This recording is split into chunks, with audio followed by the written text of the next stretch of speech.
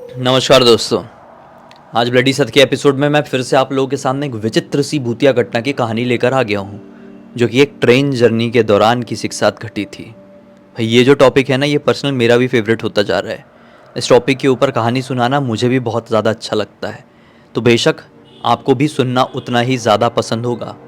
इसलिए कह रहा हूँ कि आपके आस पास या आपके साथ कोई भी ट्रेन, बस या ऑटो रिक्शा या बैलगाड़ी की जर्नी के दौरान कुछ भी भूतिया घट जाए, भगवान ना करे लेकिन घट जाए, तो आप उसे तुरंत मुझे लिख भेजिए इंस्टाग्राम में या फिर जीमेल में। आपके इर्द गिर्द भी कोई आपको पता चले तो लिख दीजिए ना, मज़ा आता है ना सुनने में, है कि नहीं। तो भाई आज भी ऐसे सोनू नाम के लड़के ने उसके साथ घटी हुई घटना की कहानी मुझे लिख भेजा, जो कि बहुत स्कैरी है लिटरली। लेकिन आगे बढ़ने से पहले आपसे रिक्वेस्ट करना चाहूँगा, वीडियो को लाइक कर दीजिए। 4 साल से नॉन स्टॉप आपको कहानी सुनाता हूँ, लेकिन कभी स्टार्टिंग में लाइक करने के लिए नहीं बोलता हूँ।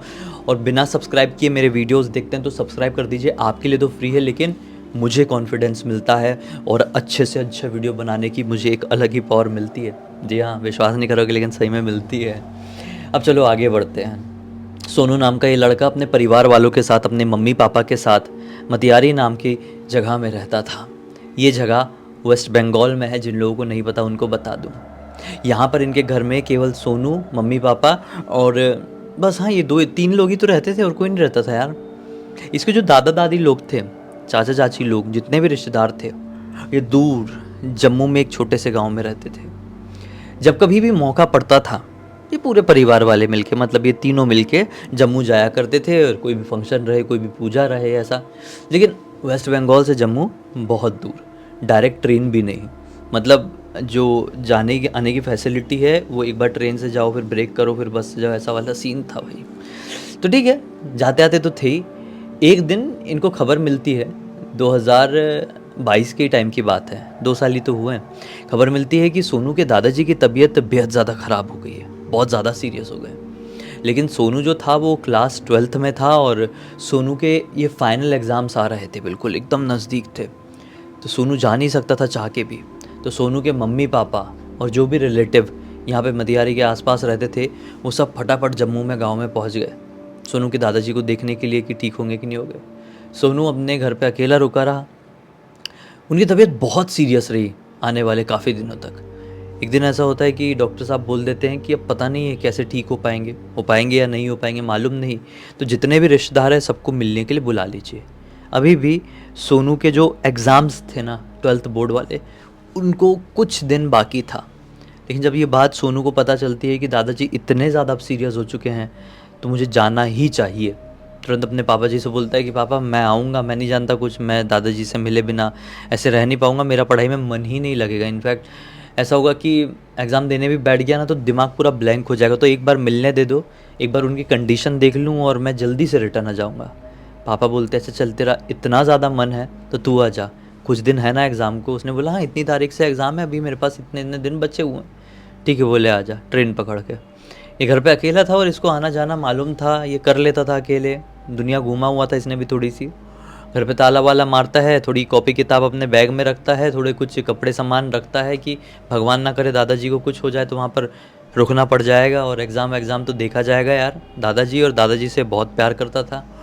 तो सब कुछ बंद कर कुरा के ट्रेन पकड़ने के लिए निकलता है। अब जहाँ पर ये रहता है वहाँ से राजधानी एक्सप्रेस चलती, ये शाम के वक्त चलती थी। जब ये शाम को 7 बजे के आसपास रेलवे स्टेशन पहुँचता है तो क्या पता चलता है कि इसकी जो ट्रेन है वो राजधानी एक्सप्रेस, वो लगभग 5 घंटे लेट चल रही है अपने समय से। बहुत लेट हो गई ना, 5 घंटे। ऐसा समझ में आया कि वो अब आएगी लगभग 12 साढ़े 12 बजे के आसपास। इसका दिमाग ख़राब हो गया, इतना लेट आ रही है यार। पापा को फ़ोन लगाया, पापा अपनी ट्रेन इतनी लेट आ रही है और फिर मुझे उसके आगे से जो बस वगैरह मिलती वो तो बंद हो जाएगी, प्रॉब्लम हो जाएगी, कैसे आऊँ कैसे नहीं, कुछ समझ में नहीं आ रहा है। मतलब इसको बदलना पड़ता ना, एक पर्टिकुलर पॉइंट में जाकर, दिल्ली जाकर इसको बदलना पड़ता अपनी बस ट्रेन जो भी इसको दिल्ली से मिलेगी, अभी कुछ अलग ही चीज़ पकड़ना पड़ता, और उसका टाइम प्रॉपर बैठ नहीं पा रहा था। समझ रहे हैं ना आप लोग, समझ रहे, वो टाइम नहीं बैठ पा रहा था, राजधानी इतनी ज़्यादा लेट हो गई थी। तो पिताजी ने क्या बोले, देख अब तू रेलवे स्टेशन आ गया है, अपने घर से काफ़ी दूर है रेलवे स्टेशन, है ना, तू वैसे भी घर पे अकेला है, सोच ले क्या करना है। मेरा तो ये करना है कि तू एक रूम वूम ले ले, स्टेशन के आसपास और उस रूम में सो जा, लॉज वगैरह लेकर। लॉज वगैरह नहीं मिल रहा है तो जो रेलवे स्टेशन में वो रिटायरिंग रूम होता है ना, उसमें पता कर। उसमें अगर तुझे मिल जाए तो उसमें आज स्टे कर ले। और सुबह सुबह एक और अपनी ट्रेन निकलती है 5:30 बजे वाली अपनी मतियारी से, उससे तू निकल तो तेरा दिल्ली से जो तुझे पकड़ना है वो टाइम पे मिल जाएगा। इसने बोला यार अभी तो शाम ही हो रही है, मतलब अभी तो 7:30 8 ही बज रहे हैं, शाम के रात के कह सकते हैं, और पापा मुझे बोल रहे हैं कि सुबह 5:30 बजे तक वहीं पर रुको। ये बड़ी झंझट वाली चीज़ हो जाएगी और मुझे दादाजी से मिलना ही है। और इसके मन में दादाजी को लेकर बहुत निगेटिव थॉट्स आ रहे थे। ये किसी भी कंडीशन में लेट नहीं करना चाहता था। इसने पापा को बोल दिया कि पापा मैं नहीं जानता, मैं इस रात वाली ट्रेन से ही आ रहा हूँ, चाहे वो 12 बजे आए 1 बजे आए, मैं 5 बजे तक का वेट नहीं करूँगा, 5-6 घंटा और लेट हो जाऊँगा। पता चला जो अपनी सुबह 5 5:30 वाली ट्रेन है वो भी लेट हो गई तो फिर तो बहुत झंझट हो जाएगी पापा, मैं आ रहा हूँ बस। बोले ठीक है तेरा इतना मन है तो आ जा, लेकिन संभल कर, रात की ट्रेन है, रात का सफ़र है और तूने प्रॉपर कोई ऐसा रिजर्वेशन किया भी नहीं है तो देख क्या ना। इसने बोला पापा सिटिंग है ना यार, कुछ नहीं होगा, सिटिंग में बहुत सारे लोग सफ़र करते हैं। बोले ठीक है, फ़ोन काट दिया। अब ये बैठा हुआ है इंतज़ार कर रहा है ट्रेन का। रात के लगभग 11:30 बज गए। स्टेशन खाली होने जैसा लगा। ये मतलब बहुत बड़ा स्टेशन तो नहीं है, आप इसको एक दिल्ली चेन्नई जैसे रेलवे स्टेशन से कंपेयर नहीं कर सकते, छोटा स्टेशन है थोड़ा। तो ज़्यादा जब रात हो जाए तो स्टेशन खाली होने लगता। 11:30 बजे के आसपास स्टेशन काफ़ी खाली होने सा लगा। ये जिस बेंच में बैठा हुआ था उस बेंच के आसपास कुछ लोग थे, लेकिन किन्हीं की ट्रेन आ गई थी तो कोई रिटर्न चले गए थे, ऐसा था। ये बैठा हुआ है, इसको अचानक से अंधेरे की तरफ से एक आदमी आता हुआ दिखाई देता है। ये आदमी बड़ा लंबा सा था। इस आदमी का एक हाथ नहीं था, बूढ़ा आदमी था, यही कोई 65-70 साल के बीच का, और बहुत वियर्ड तरीके से इसको घूरते हुए इसकी तरफ आगे बढ़ रहा था। ये उस आदमी को एक नज़र देखा और फिर अपना दूसरी तरफ देखने लगा। फिर इसको ऐसा लगा कि वो पास में आ रहा है, फिर देखा वो बहुत पास आ गया था। इसने फिर इग्नोर किया और अपना मोबाइल में थोड़ा टाइम पास करने लगा। इतने में वो आदमी इसके नज़दीक आकर खड़ा हो गया। ये बोलता है हाँ अंकल क्या हुआ? बेटा बैठने को जगह मिल जाएगी? हाँ अंकल बैठिए ना बैठिए। और ये थोड़ा साइड दे दिया अंकल जी को। अंकल जी बैठ गए। अंकल जी बैठने के लगभग 15 मिनट तक पूरी तरीके से शांत रहे। ये अपने मोबाइल में थोड़ा टाइम पास कर रहा है और तिरछी नज़र से अंकल जी को भी देख रहा है। अंकल जी अंधेरे में ना जाने थोड़े आगे तरफ क्या देख रहे थे, भगवान ही जाने। ये थोड़ा लगा हुआ है, थोड़ी क्रीपी वाइब दे रहे थे अंकल जी। ठीक 15 मिनट बाद जब इसकी ट्रेन की अनाउंसमेंट होती है तो ये गहरी सांस लेता है। चलो अच्छा हुआ, ट्रेन और लेट नहीं हो रही है, जस्ट कुछ ही देर में आने वाली है। गहरी सांस लिया ही है कि बाजू में बैठे हुए अंकल जी बोलते हैं क्या हुआ बेटा, खुश क्यों हो रहा है? ये बोलता है कुछ नहीं अंकल जी, मेरी ट्रेन 5-5.5 घंटे लेट थी, अब फाइनली आ रही है। ठीक है बेटा, इसी ट्रेन से जाने वाला है? ये बोलता है हाँ अंकल जी। अंकल जी बोलते हैं बेटा थोड़े पैसों की ज़रूरत है, 2-4 दिन से कुछ खाना नहीं खाया हूँ, बहुत लंबा चौड़ा शरीर है, भूख जल्दी लग जाती है, तो कुछ पैसे वगैरह हो जाएंगे क्या थोड़े से? ये बोलता है अंकल जी स्टूडेंट आदमी हूँ, ज़्यादा कोई पैसे तो नहीं है, लेकिन हाँ चेक करता हूँ। जेब में गिनती के 38 रुपये रखे हुए थे। अंकल जी देखो यही छुट्टे हैं 38 रुपये, फिर 500 का नोट है, 500 तो दे नहीं पाऊँगा, सफ़र में जा रहा हूँ, बहुत दूर जा रहा हूँ गाँव में, 38 रुपये रख लो। अंकल जी हाथ दिए, 38 रुपये रखा। अंकल जी मुस्कुराए और अंकल जी का जो कटा हुआ हाथ था ना, वो कटे हुए हाथ की तरफ ऐसा बढ़ा दिए, समझ रहे हो ना? अंकल जी ने एक हाथ बढ़ा के पैसा लिए हैं और दूसरा हाथ जो कटा हुआ था, जैसे समझ लो ये कटा हुआ हाथ है, ठीक है, यहाँ पे ऐसा घुसा दिए। अंकल जी के पैसे अंदर ही से अटल हो गए। ये देखते रह गया, कौन सा जेब छुपा के रखे हो अंकल जी, ऐसा मन में बोला। अंकल जी थोड़ा सा मुस्कुराए। ट्रेन का फिर से अनाउंसमेंट हुआ, जल्दी इस प्लेटफॉर्म में आने वाली है करके। ये इस वियर्ड से अंकल जी को इग्नोर करते अपना सामान समेटने लगता है कि सामान उठाऊंगा, ट्रेन आएगी, 2 मिनट रुकेगी, वैसे ही बहुत ज़्यादा लेट चल रही है, ज़्यादा देर रुकेगी नहीं, मैं फटाक से चढ़ जाऊंगा। सामान समेटते हुए इसको देखकर अंकल जी क्या कहते हैं कि बेटा देख तूने मेरी मदद की है, पूरे 38 रुपये से। 38 यानी कि 3 और 8 होते हैं 11। अच्छा अंक है बहुत। तुझे एक बात बताता हूँ इसी खुशी में कि ना तू ये जो ट्रेन आ रही है उसमें सफ़र मत कर, रुक जा। जिस तरफ ये ट्रेन जा रही है उस तरफ तो दूसरी ट्रेन भी जा रही होगी, सुबह जाना, ये समय तेरे लिए ठीक नहीं है जाने का। ये कहता है कि अंकल जी कुछ नहीं होता, मेरे दादाजी की बहुत ज़्यादा तबीयत ख़राब है और मुझे जाना ही पड़ेगा किसी भी कंडीशन में। मेरे पापा नहीं बोले थे सुबह वाली ट्रेन से जाना, लेकिन मैं रुकना ही नहीं चाहता। मेरे मन में दादाजी को लेकर बहुत बुरे बुरे ख्यालात आ रहे हैं। तो थैंक यू अंकल जी आपके सजेशन के लिए। लेकिन अंकल जी फिर से कहते हैं, देख बेटा, जैसे तेरा दिल है वैसे दिल के सब लोग होते नहीं हैं। मैंने बहुत सारे लोगों को इस दुनिया में देखा हूँ, सब तेरी जैसी सोच नहीं रखते हैं कि जेब से पूरा पैसा निकाल के दूसरों को उसकी मदद के लिए दे दे। तू एक अच्छा बच्चा है, इसलिए तुझे अच्छे के लिए बोल रहा हूँ, जो ट्रेन आ रही है उससे मत जाना। ये बोलता है, अंकल जी ठीक है समझ गया, थैंक यू, अब जा सकते हैं, मैं भी जा रहा हूँ। और इतने में ट्रेन आ गई। ये ट्रेन में सवार हुआ और अंदर जाते से ही क्या देखता है, बड़ी हैरानगी वाली बात कि अच्छी खासी भरी हुई चलने वाली ये ट्रेन आज इसमें काफ़ी सारे लोग हैं ही नहीं। मतलब जिस डब्बे में ये जाकर बैठा, उस डब्बे में अब विश्वास नहीं मानोगे, गिनती के 20 लोग रहे होंगे। 20 लोग, एक डब्बे में 20 लोग रहना मतलब काफ़ी कम लोग हैं। ठीक है, सिटिंग थी, ये बैठ गया। थोड़ी आगे जाने के बाद काफ़ी लोग उतरे, फिर एक पूरा का पूरा परिवार था, वो लोग उतरे। ऐसे उतरते उतरते उतरते आधी रात का वक्त हुआ, लगभग 2:30-3 बजे के आसपास ट्रेन से सारे लोग उतर गए, सिर्फ गिनती के 3 लोग बचे। एक ये, एक लड़की और एक और बूढ़ा आदमी। ये बिल्कुल आखिरी की तरफ बैठा हुआ था, बूढ़ा आदमी बीच की तरफ बैठा हुआ था और वो लड़की उस डब्बे के दूसरे एंड में बैठी हुई थी। एक स्टेशन आया और वो बूढ़ा आदमी भी उतर गया। अब आधी रात हो चुकी है, प्रॉपर डेविल आवर का वक्त हो चुका है, शैतानी समय। ऐसा समय जब कहा जाता है कि शैतान, भूत प्रेत, ऐसी शक्तियाँ जाग जाती है। ये बैठा हुआ है, इसको डेविल आवर के बारे में थोड़ा पता था। माहौल बहुत ही ज़्यादा अपने आप क्रीपी क्रिएट हो गया, क्योंकि एक ट्रेन में आप सफ़र कर रहे हैं और उस ट्रेन में आपके अलावा कोई और नहीं है। थोड़ा अजीब लगेगा ना। ये क्या किया, आंख बंद किया और अपना हेडफोन लगा लिया, गाने लगाया उसमें और एंजॉय करने लगा कि ये जो भी आसपास का माहौल है मैं उसको इग्नोर कर दूँ। जो लड़की पहले बैठी हुई थी वहाँ पे, वो एक साधारण सी दिखने वाली लड़की थी। लाल कलर का सलवार सूट पहनी हुई थी और उम्र कहें तो 25-26 साल की दिखाई दे रही थी। ठीक है, इसने इग्नोर किया और आंख बंद करके गाना सुनने लगा। इसको मालूम है ट्रेन चल रही है, कितने बजे का वक्त हो रहा है, सब कुछ। ट्रेन एक भी सेकंड के लिए बीच में रुकी नहीं है कि थोड़ी देर बाद इसकी अचानक से ऐसी आंख खुलती है। क्या नोटिस करता है कि अब जो सामने वो लाल सलवार सूट में वो जो लड़की बैठी हुई थी, अब वो वहाँ पर नहीं बैठी हुई है, लेकिन उसकी जगह में एक दूसरी लड़की बैठी हुई है जिसने काले रंग की साड़ी पहनी हुई है, साथ ही साथ काले रंग की एक बिंदी यहाँ पर और उसके ऊपर छोटी सी एक लाल रंग की बिंदी यहाँ पर लगाई हुई है।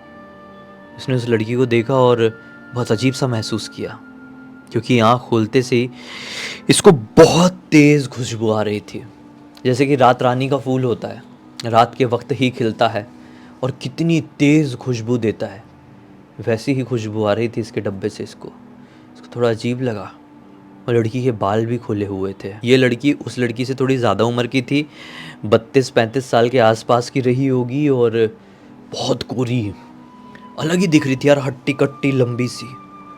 इसको देख के थोड़ा अजीब लगा, इसने उसको पूरी तरीके से इग्नोर किया और बाहर जो ट्रेन चल रही है खिड़की में भी बैठा हुआ है, उधर ही देखने लगा और फिर से हेडफोन में अपना कंटिन्यू रखा है। थोड़ी आँख बंद किया, इसको ऐसा लगा वो जो खुशबू थी थोड़ी दूर से आ रही थी, अब काफ़ी पास से आने लगी है। इसने अपनी आँख खोला और सामने तरफ देखा तो क्या पाया, पहले वो लड़की इस डब्बे के बिल्कुल उस वाले एंड में बैठी हुई थी, अब उस सीट से हटकर ये दूसरी सीट तरफ आ गई, उसके पीछे की सीट की तरफ आ गया, यानी इसके थोड़े और नज़दीक। इसका दिमाग ख़राब हुआ, बोले ये क्या है यार, छोड़ो, वैसी बड़ी अजीब सी लड़की लग रही है मुझे। ये फिर से अपना गाना कंटिन्यू रखा है और बाहर की तरफ देख रहा है, बाहर की तरफ देख रहा है, अब आँख बंद नहीं किया, बाहर देख रहा है। फिर इसे एहसास हुआ कि वो साली जो खुशबू थोड़ी दूर से आ रही थी वो अब और पास से आने लगी है।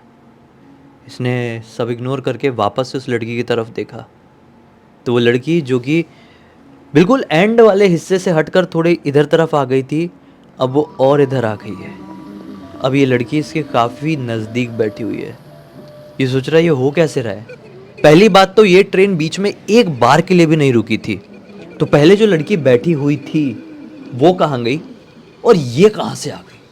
आई तो आई कहाँ से? नहीं, ट्रेन रुकी होती तो समझ में आता कि वो लड़की उतरी है, ये लड़की चढ़ी है। साला दोनों लड़कियां अलग है, दोनों लड़कियां अलग है, तो ये सीन चल क्या रहा है? मैं थोड़ी देर के लिए इधर उधर देखता हूँ, वो लड़की थोड़ा और मेरे नज़दीक आ जाती है, आंख बंद करता हूँ तो और नज़दीक आ जाती है। क्या सीन है उस लड़की का? इसको थोड़ी घबराहट होने लगी उस लड़की को लेकर। दिमाग खराब, किसी को भी घबराहट होगी यार। आप अपने ऊपर फील करके देखा करो जो मैं बता रहा हूँ। मैं ऐसे ही कुछ भी चीज़ें नहीं बोलता हूँ, मैं जो कुछ भी बोलता हूँ मैं अपने ऊपर फील करके बोलता हूँ। होता है ऐसा है कि डिसाइड करता है कि साला मैं उसी लड़की को देखते रहूँगा, इधर उधर कहीं नहीं देखूंगा। उस लड़की को जो सोचना है सोचे, भाड़ में जाए, लेकिन अब मैं उस लड़की से नज़र हटाऊंगा नहीं। क्योंकि उस लड़की को मेरे से डर लगे या ना लगे, मुझे उस लड़की से अब लग रहा है डर। ये उस लड़की को ही देखने लगा, गाना चल रहा है कान में हेडफोन में, ये उसी लड़की को देख रहा है। एक पॉइंट ऐसा है, खच खच खच खच करके इसे हेडफोन में जो गाना चल रहा था वो बंद हो गया। इसने मोबाइल की तरफ देखा, अरे गाना क्यों बंद हो गया? क्या हो गया इसको? ठीक तो है, मोबाइल तो चल रहा है, कैसा अटक गया, हैंग हो गया क्या? कितने में इसने महसूस किया कि इसके एकदम नज़दीक आकर कोई खड़ा हो गया। इसने फिर से सर उठाया अपना, क्या देखता है? वो लड़की एग्जैक्टली इसके सामने खड़ी है और उसे घूर घूर कर ऐसा देख रही है। अब ज़रा आप सोचो, आप कहीं पर ऐसी जगह हो, अचानक से आपके कोई पास आ जाए ऐसे जिससे आप पहले से ही थोड़ा सा डर रहे हैं और आपको आके ऐसा देखने लगे, आपकी आंखों में आंखें डालकर, तो आपको डर तो लगेगा ही ना। इसको भी ऐसी डर लगा, बोला शिट, बोला आप चाहती क्या हैं, आप ऐसी क्यों खड़े हैं मेरे सामने? वो लड़की कुछ नहीं बोलती है, अरे करके हंसने लगती है। इसको थोड़ा डर लगता है और सोचता है कोई पागल है, पक्का ये पागल है जो मेरी गेम लेने की कोशिश कर रही है।